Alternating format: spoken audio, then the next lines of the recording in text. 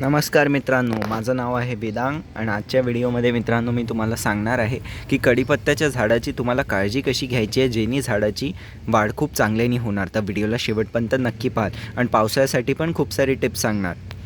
सगळ्यात पहिले पाहून घेऊ की जो कढीपत्ता असतो मित्रांनो त्याची वाढ उन्हाळ्यात खूप चांगली होते आणि पानं जे असतात त्याचे खूप चांगले हिरवेगारी होतात आणि जसं पाहू शकता याची वाढ खूप चांगली होते।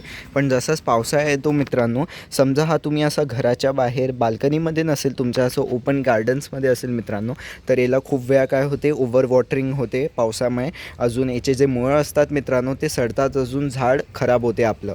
तर याच्यासाठी काही केअर टिप्स वापरायचे असतात। सगळ्यात पहिले काय करायचं आहे, तुम्हाला जे कढीपत्ता आहे त्याची छाटणी करायची आहे। ते पॉईंट मी तुम्हाला समोर सांगतो। पहिले आपण मातीचं बघून घेऊ।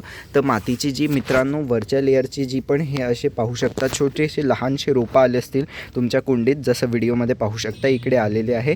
तर हे सगळे जे लहान रोपं असतील मित्रांनो हे तुम्हाला काढून घ्यायचे, अजून असे दुसऱ्या कुंडींमध्ये लावून घ्यायचे आहे। जसं पाहू शकता मित्रांनो मी इथे लावून ठेवलेलं आहे। हे कढीपत्त्याचं पाहू शकता दुसऱ्या कुंडीत लावून ठेवलं आहे आणि इकडे पण एक कढीपत्त्याचं रोप मी असं लहानसं एक दुसऱ्या कुंडीत लावलेलं आहे। तर तुम्हालाही असंच करायचं आहे मित्रांनो। हे जे लहान लहान रोपं आली असतील त्यांना काढून दुसऱ्या कुंडींमध्ये शिफ्ट करून द्यायचं आहे। हा झाला पहिला पॉईंट। दुसरा आहे मित्रांनो, मग माती चांगल्याने लूज करून घ्यायची आहे आणि ही जी वरच्या लेअरची माती आहे ही काढून घ्यायची आहे तुम्हाला पूर्ण, जोपर्यंत मुळं दिसत नाही तोपर्यंत। जसेच मित्रांनो तुम्हाला मुळं दिसले मग तुम्हाला काय करायचं आहे, मुळं दिसल्यानंतर तुम्हाला शेणखत, वर्मी कंपोस्ट म्हणजे गांडूळ खत किंवा किचन वेस्ट कंपोस्ट या तिघांपैकी मित्रांनो कोणतंही खत घेऊन घ्यायचं आहे। आणि जसं माझं झाड एवढं आहे मित्रांनो, त्याला 4-5 मुठ्ठी टाकावं लागेल। आणि तुमचं समजा मोठं झाड असेल, जमिनीत लावलेलं असेल, या लिंबाच्या झाडासारखं असं मोठं असेल, तर मग तुम्हाला 1-2 किलो टाकण्याची गरज पडेल। पण समजा असं कोंडीतच झाड असेल लहानसं, तर 4-5 मुठ्ठी टाकून द्याल शेणखत किंवा जे मी तुम्हाला वर्मी कंपोस्ट आणि किचन वेस्ट कंपोस्ट सांगितलं, या तिघांपैकी कोणतेही खत चांगल्याने देऊन द्यायचं आहे झाडाला। हे तिन्ही खत घरच्या घरी कशी तयार करायचे, झाडात वापरायचे, डिटेलमध्ये व्हिडिओ बनवून ठेवला आहे, नक्की पाहाल। अजून मित्रांनो शेणखतासोबतच तुम्हाला अजून एक खत टाकायचं आहे। खत म्हणजे त्याला आपण एक फंजीसाईड पण म्हणू शकतो मित्रांनो, पण मी इनऑर्गॅनिक फंजीसाईडची गोष्ट नाही करत आहे, मी गोष्ट बनत आहे नीम खल्लीची मित्रांनो। नीम केक फर्टिलायझर जे असते तुम्हाला वापरायचं आहे। घरच्या घरी कसं तयार करायचं, झाडांमध्ये कसं वापरायचं असते त्याच्यावर व्हिडिओ आधीच बनवून ठेवला आहे। किंवा मित्रांनो तुम्हाला सिंपल तेही तयार नाही करायचं असलं तर कडुलिंबाचे जे पानं असतात मित्रांनो ते उन्हात चांगल्याने वाळून घ्या। कढीपत्त्याचा जो पानांचा चुरा आहे मित्रांनो, वाळलेल्या पानाचा चुरा, तो मित्रांनो शेणखत जसंच तुम्ही टाकलं आहे त्याच्यासोबतच ते कडुलिंबाचे वाळलेले पानं चांगल्याने असे तुम्हाला म्हणजे इकडे असे स्प्रिंकल करून द्यायचे मातीमध्ये। तर मग मित्रांनो हे का बरं वापरलं आहे आपण मित्रांनो, जसं सांगितलं तुम्हाला पहिलेच की फंगस वगैरेचा खूप प्रॉब्लेम होत असतो पावसाळ्याच्या वेदरमध्ये। तर आपण जे नीमखल्ली टाकली आहे मित्रांनो त्यांनी फंगसचा प्रॉब्लेम नाही होणार। आणि शेणखत जे टाकलं आहे मित्रांनो नायट्रोजन बेस्ड फर्टिलायझर, त्यांनी मित्रांनो झाडाला वाढ होण्यात मदत होईल। आणि मग मित्रांनो तुम्हाला जी माती तुम्ही काढलेली होती बाहेर, त्या मातीमध्ये मित्रांनो तुम्हाला थोडी रेती मिक्स करायची। रिव्हर सँड जी असते, जी कन्स्ट्रक्शनमध्ये आपण यूज करतो, ती रेती मग मित्रांनो मिक्स करूनच मग ती जी पॉटिंग मिक्स आपण जी माती बाहेर काढली होती कुंडीच्या, ती परत आपल्याला चांगल्याने टाकून द्यायची आहे कुंडीमध्ये परत। आणि मग त्याच्यावर चांगल्याने पाणी देऊन द्यायचं आहे। आणि मग मित्रांनो तुम्ही याला ओपन ठेवू शकता आपल्या बढिया आउटडोअर्समध्ये झाडाला चांगल्याने। आणि झाडाला जसंच पावसाळ्याचं पाणी मिळेल मित्रांनो तिने झाडाची खूप चांगली वाढ होणार। पावसाळ्याच्या पाण्यात खूप सारे मित्रांनो न्यूट्रिशन्स पण असतात। अजून मित्रांनो जे पावसाळ्याचं पाणी आहे त्याच्यात ऑक्सिजनची मात्रा पण खूप चांगली असते, तर झाडासाठी ते फार छान असते। तर जसं आपण खतन ते टाकलं आहे त्यांनी तर फायदाच होईल झाडाला। अजून जे असं पावसाचं पाणी मिळेल मित्रांनो त्यांनी पण झाड खूप हिरवगार होईल। आता पुढचं पाहून घेऊ मित्रांनो की झाडाची छाटणी कशी करायची आहे। तर छाटणी करताना एक गोष्ट नक्की लक्षात ठेवायची मित्रांनो, जसं समजा तुम्ही किचनमध्ये जसं कढीपत्ताचे पानं वापरता, तर खूप सारे लोक काय करत असतील मित्रांनो, असा जो आहे असा पान तोडतात, असे झाडाचे पानं तोडून घेतात आणि मग हे किचनमध्ये वापरतात। पण ही चूक नाही करायला पाहिजे। तुम्हाला काय करायला पाहिजे, त्याच्या जागी मित्रांनो असे पानं तोडणार किंवा मित्रांनो ही अशी फांदी सोडून देतात खूप लोक, हे असे पानं तोडून घेतात झाडाचे, ही फांदी राहू देतात। पण याने मित्रांनो झाडाला तेवढा काही फायदा होत नाही आणि झाडाची तेवढी वाढ नाही होत, उलटी झाडाची थोडीशी वाढ कमी होऊन जाते किंवा थांबते पण। तर मग याच्यासाठी तुम्हाला काय करायला पाहिजे, याची योग्य कटिंग किंवा हार्वेस्ट छाटणी म्हणू शकतो। छाटणी मी आता तुम्हाला समोर सांगतो, पहिले सांगून देतो हार्वेस्ट कसं करायचं। जसं आपण किचनमध्ये कढीपत्ता वापरतो, तर त्याच्यासाठी मित्रांनो ही जशी फांदी पाहू शकता, तर आता याच्यात तुम्हाला कसं करायला पाहिजे हार्वेस्ट, ही जी पूर्ण अशी फांदी आहे वरतून ती अशी तुम्हाला अशी पूर्ण तोडायला पाहिजे, ना की तुम्ही असे पानं तोडायला पाहिजे। जसं की हे पाहू शकता ही अशी फांदी, ही अशी जसं पिंचिंग म्हणतात त्याला मित्रांनो, तर ही पिंचिंगसारखं अशी वरची तुम्हाला फांदी तोडायला पाहिजे, ना की हे फक्त अशी तुम्ही पानं तोडून राहिले फांदीपासून.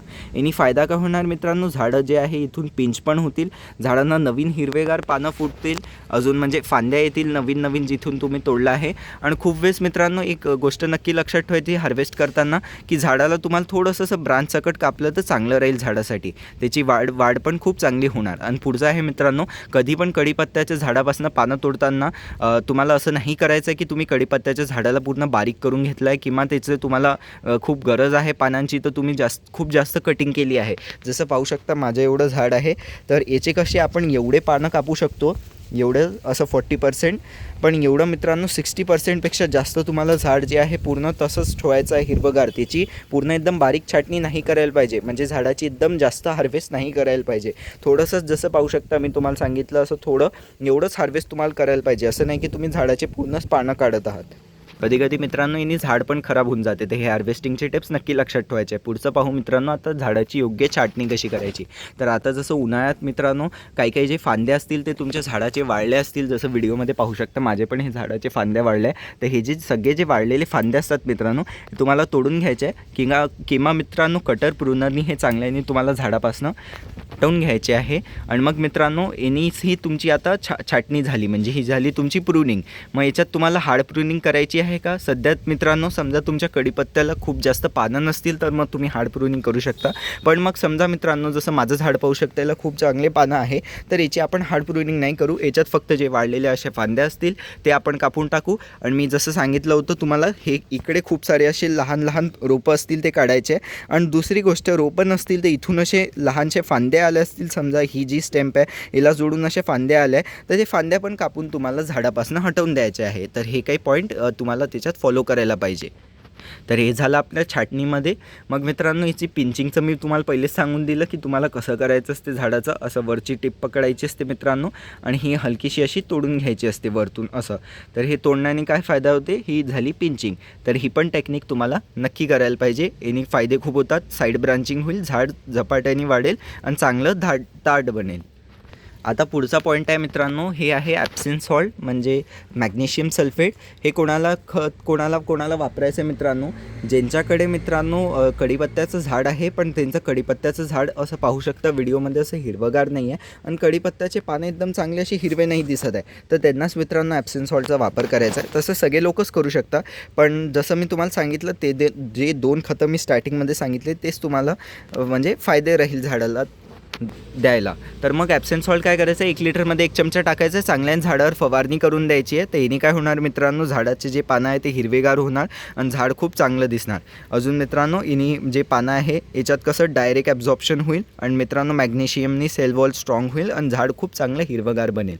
तर ज्यांचे पण पानं हिरवेगार नाही आहे किंवा झाडाची वाढ खूप अशी लहानशीच राहिलेली आहे, तर ते ॲप्सिन सॉल्टचं स्प्रे नक्की कराल. ॲप्सिन सॉल्ट काय असते, झाडात कशी वापरायची, याच्यावरही चॅनलवर डिटेलमध्ये व्हिडिओ बनवून ठेवला आहे. मी तुम्हाला एंड स्क्रीनवर लिंक किंवा व्हिडिओज देऊन देईल, नक्की पाहाल. पुढचा आहे मित्रांनो, तुम्हाला रिपोर्ट करायचा आहे का याच्यात. जसं आता मित्रांनो पावसाळा लागलेला आहे, तर आता पाऊस थोडं पडणं सुरू झालेलं आहे.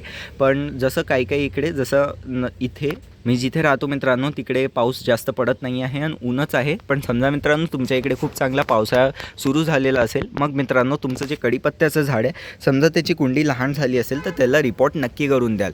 आणि खूप वर्ष झाले असतील, 1-2 वर्षापेक्षा जास्त झालं असेल त्या कुंड्यांमध्ये, तर मग मित्रांनो पूर्ण झाडाला त्या कुंडीच्या बाहेर काढून चांगल्याने रिपोर्ट नवीन याच्यात नक्की करून द्या. किंवा मित्रांनो त्याची हलकीशी रूट प्रूनिंग करून माती बदलून परत त्याच कुंडीमध्ये तुम्ही लावू शकता. एक काळजी नक्की घ्यायची आहे मित्रांनो की पाऊस खूप चांगला असला पाहिजे. अजून मित्रांनो समजा तुम्हाला कढीपत्त्याच्या झाडाजवळ खूप जास्त मुंग्या वगैरे दिसत असतील, म्हणजे खूप मुंग्या झाल्या असतील, स्नेल्स वगैरे गोगलगाय जे आहे ते खूप झाले असतील कुंड्यांमध्ये, मग मित्रांनो बोरिक ॲसिड म्हणजे बोरिक पावडर मिळते, तर ती तुम्हाला घ्यायची आहे. आणि झाडामध्ये असं डायरेक्ट इथे नाही टाकायचं आहे, मुळापाशी थोडीशी बोरिक पावडर घ्यायची 1-2 चमचा. आणि असं तुम्ही पाहू शकता कुंडीमध्ये असं आजूबाजूनी तुम्हाला असं टाकायला पाहिजे. इथे असं डायरेक्ट नका टाकाल तुमच्या स्टेम्पमध्ये, असं आजूबाजूनी ती जी बोरिक पावडर आहे तुमच्या या कुंडीमध्ये चांगल्याने देऊन द्याल. तर बोरिक पावडरने मित्रांनो जे मुंग्या वगैरे किडे झाले असतील मातीमध्ये ते चालले जातील. तर हे काही टिप्स आहे मित्रांनो, तुमच्या कढीपत्त्याच्या झाडात नक्की वापरा. तुमच्या कढीपत्त्याच्या झाडाची वाढ खूप चांगली होईल. कसा वाटला व्हिडिओ आवडला असल्यास व्हिडिओला लाईक करा, शेअर करा, माझ्या चॅनलला सबस्क्राईब करून बेल आयकन नक्की दाबून द्या. अजून मित्रांनो, आता इथे तुम्हाला स्क्रीनवर इथे खताची प्लेलिस्ट येत असेल. मी सगळे जे खतांचे व्हिडिओ सांगितले तुम्हाला या व्हिडिओमध्ये, तर ते इथे क्लिक करून तुम्ही पाहू शकता. सगळे व्हिडिओज मी प्लेलिस्ट बनवून टाकलेले आहे. इथे क्लिक करून नक्की पाहाल. व्हॉट्सअपचा ग्रुप नक्की जॉईन करा. लिंक कमेंट डिस्क्रिप्शन दोन्ही याच्यात टाकून दिली आहे. लिंकला क्लिक करून व्हॉट्सअपच्या ग्रुपमध्ये जॉईन होऊ शकता. झाडा संबंधित काही प्रश्न विचारायचे व्हॉट्सअपच्या ग्रुपवर तुम्ही मला विचारू शकता. धन्यवाद.